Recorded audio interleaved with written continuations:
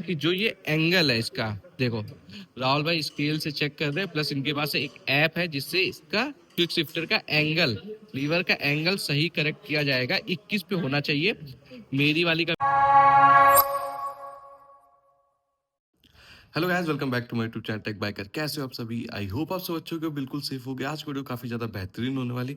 आज हम जा रहे हैं भाई अपनी अपाचे RTR 310 की थर्ड सर्विस कराने। और जहाँ तक मुझे उम्मीद है ना, थर्ड सर्विस की जो कॉस्ट है वो बहुत ही ज़्यादा कम आने वाली है। बट हाँ, थोड़ा सा लेट तो हो गया हमें। ये सर्विस वैसे हो जानी चाहिए 10-15 दिन पहले। अब एक चीज़ देखनी है कि फ्री सर्विस वो देते हैं कि नहीं। अगर फ्री सर्विस देते हैं तो इस बार देखना इतनी कम कॉस्ट आएगी कि आपको वीडियो देख के मजा आ जाएगा। तो बिना किसी देरी के ना जल्दी से बाइक पे बैठते हैं, सर्विस सेंटर चलते हैं। वहीं पे चल के मैं आपको मीटर वगैरह सब चेक करा दूंगा कितनी चली है और कब सर्विस करानी चाहिए। भाई देखो, अभी हमारा किलोमीटर कंप्लीट नहीं हुआ है, लेकिन जो डेज है ना, जो मंथ है वो कंप्लीट हो गए हैं। तो उसके अकॉर्डिंग हमें सर्विस करानी ही पड़ेगी, वरना सर्विस लैप्स हो जाएगी।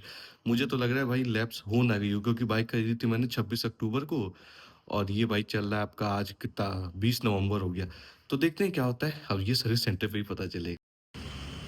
सो गाइस, अभी हम आ चुके हैं रफ्तार टीवीएस पे। वो देखो आप लोग, बगल में शोरूम है टीवीएस लिखा हुआ है, रफ्तार टीवीएस। और ये चारबाग के पास में ही है। कोई भी सर्विस कराना चाहता है टीवीएस की बाइक की तो यहाँ आ सकता है। और ये लेफ्ट साइड पे सर्विस सेंटर है, यहाँ पे अपनी RTR खड़ी है। तो ये देख लो आप लोग। सो ये खड़ी है अपनी RTR जो चल चुकी है 7565। और इसकी थर्ड सर्विस होनी है। वैसे तो 10,000 पे होनी चाहिए थी, बट ठीक है, टाइम हो चुका है तो मैंने सोचा टाइम पे ही करा लो, वरना सर्विस लैप्स हो जाती है। तो देखते हैं क्या होता है फसल थर्ड सर्विस। तो भाई अभी हमारी जो बाइक है वो वॉशिंग पे लग चुकी है। और सबसे सही चीज़ है कि भाई देखो, यहाँ पे जो पीछे वाला स्टैंड है वो अवेलेबल है, वरना मोस्टली आप लोग देखोगे तो हर जगह अवेलेबल नहीं रहता। तो सिंगल स्टैंड पे ही करके वॉशिंग हो जाती है। उसकी वजह से क्या होता है कि चैन उतने अच्छे से क्लीन नहीं हो पाती, या पीछे वाला जो टायर है वो उतने अच्छे से क्लीन नहीं हो पाता है। तो ये चीज़ यहाँ पे सही है। और साथ ही में वहाँ पे स्प्रे रखा हुआ है, आपको दिखाता हूँ चैन वाला, तो वो भी मार दिया गया। क्योंकि देखो वॉशिंग के समय अगर चैन स्प्रे पड़ता है तो उससे जो गंदगी निकलती है वो तो निकलती है, प्लस वॉशिंग जब होती है तो उसके पानी की वजह से भी आपकी चैन क्लीन हो जाती है। तो ये चीज़ मुझे काफ़ी सही लगी यहाँ पे रफ्तार टीवीएस पे।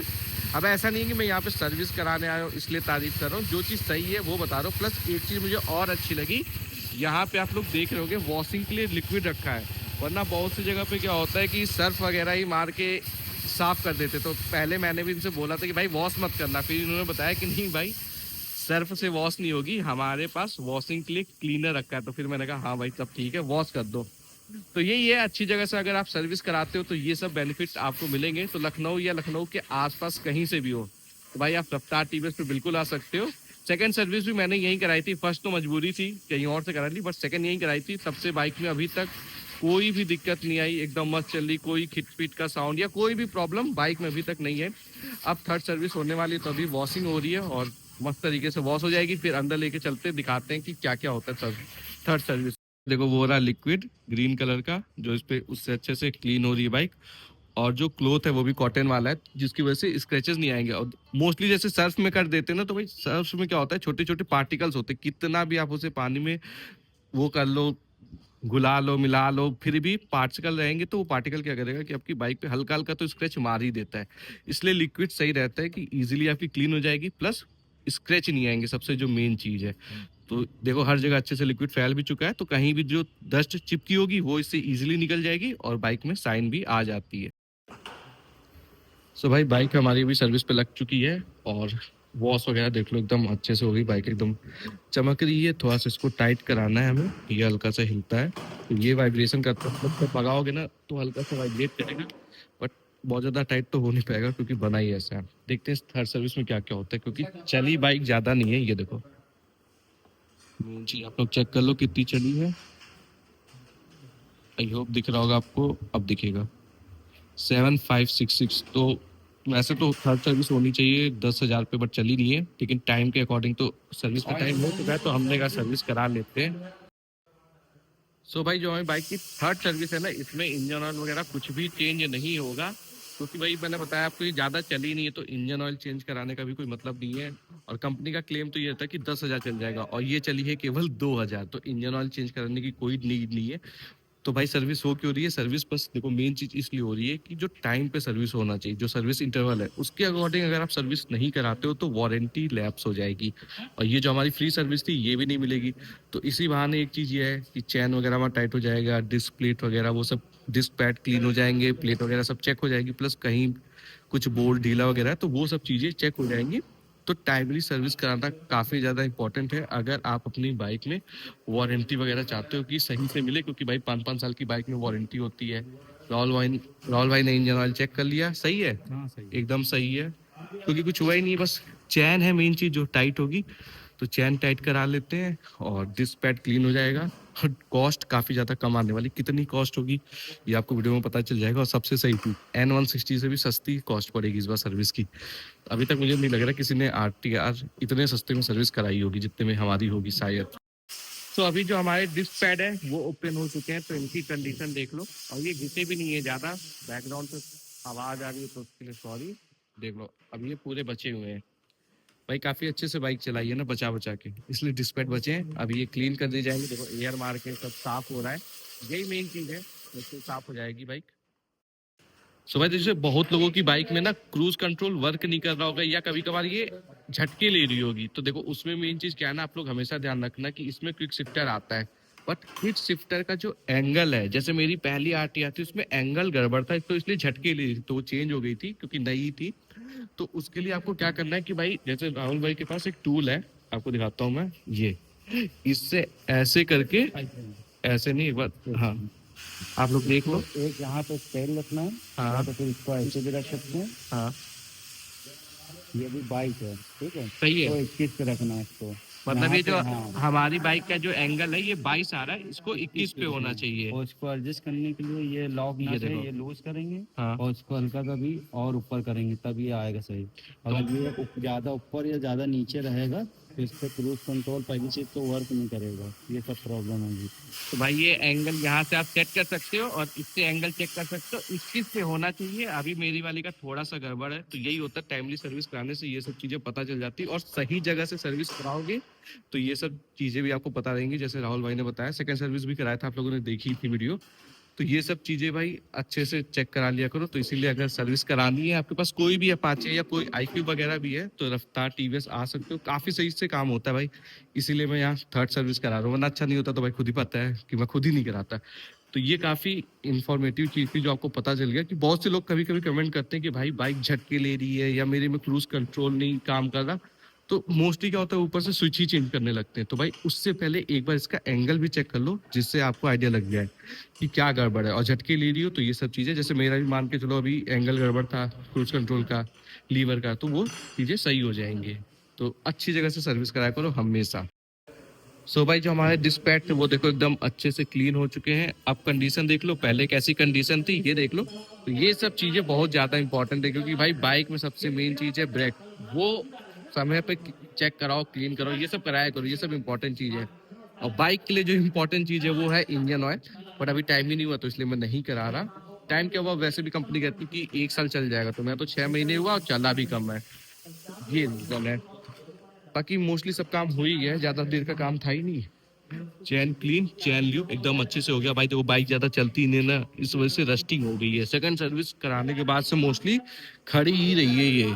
अब ये मान के चलो सेकंड सर्विस हुई थी 6000 पे 7 महीने पहले, और अभी ये चली है 75। तो वही 1500 से 2000 बस मैक्सिमम चली है। अब 6000 पे हुई थी या 5500 पे, इसी पे हुई थी। बाकी है तो देखो सुंदर, इसमें कोई शक नहीं है भाई, बाइक है सुंदर। और थोड़े से वाइब्रेशन कम होते ना तो इस बाइक में 4 चांद लग गए होते। तो अब देखो राहुल भाई सब सही से कर रहे हैं। सो अभी भाई हमारी बाइक का फ्रंट वाला जो डिस्क पैड है वो ओपन हो रहा है। और एक चीज मैंने अभी नोटिस की, वो बड़ा सही लगी मुझे, ऊपर देखो आप लोग लाइट।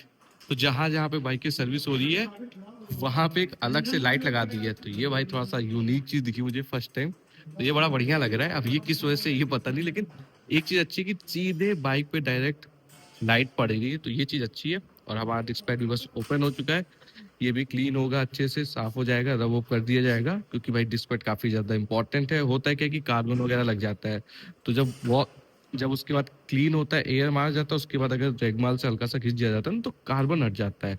और उसके अंदर जो हब है उसमें पूरा आपको एयर मार दिया जाएगा, तो जितना भी कार्बन वगैरह है वो निकल जाएगा, तो वर्क काफ़ी अच्छे से करेगा।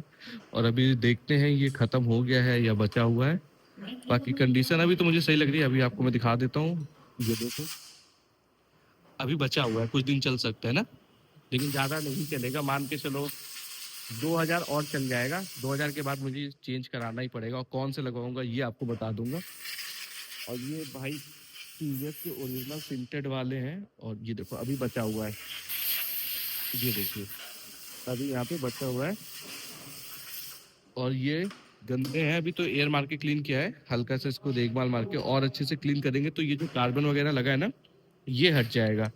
और ये पहले ये पीछे साइड ब्रास वाले हैं, और टीवीएस वगैरह आप इसे लेने जाते हो ब्रेम्बो, ये देखो ब्रांडिंग आप, तो ब्रेम्बो की डिस्क पैड है भाई। ब्रेम्बो समझ ही रहे हो, हायाबुसा वगैरह में आते हैं या महंगी बाइकों में आते हैं, तो कॉस्ट भी इसकी काफ़ी ज़्यादा है। अप्रोक्स 2600 के ये फ्रंट वाले डिस्क पैड आते हैं, और पीछे वाले लेकिन काफ़ी सस्ते हैं। पीछे वाले केवल 300 के हैं, और फ्रंट वाले 1050 के हो गए, 1050 के हो गए हैं। पहले जो आते थे वो 300 वाले थे, अब वो चेंज हो गए हैं, कंपनी ने अपग्रेड करके पीछे भी सिंटेड वाले डाल दिए। वरना पहले क्या था, पीछे नॉर्मल वाले पड़ते थे, तो इसलिए वो सस्ते थे। अब देखो यहाँ पे एयर मार के क्लीन कर रहे हैं, तो अब जितना भी कार्बन वगैरह डस्ट वगैरह होगी ये हट जाएगी। वरना क्या होता है ना कि आवाज करते हैं, चू चू चू चू करते हैं, तो वो चीज़ सही हो जाएगी। सो भाई मेन चीज ये थी, ये देखो ये हमेशा ढीला हो जाता है, और ये जब ढीला होगा तो आपका आवाज करेगा ही करेगा।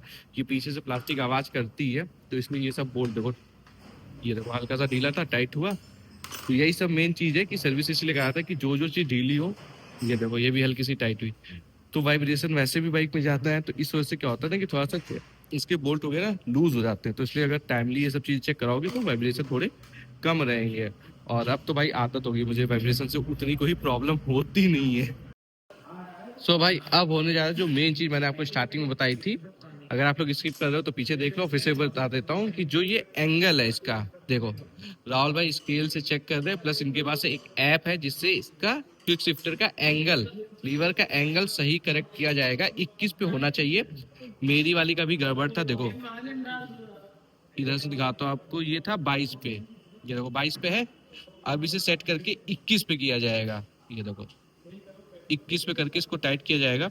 और इससे मेन चीज क्या होगी कि अगर ये एंगल आपका गड़बड़ है तो इसकी वजह से जो क्रूज कंट्रोल है बाइक का, वो भी कभी कभार वर्क नहीं करता, साथ ही में बाइक झटके लेती है।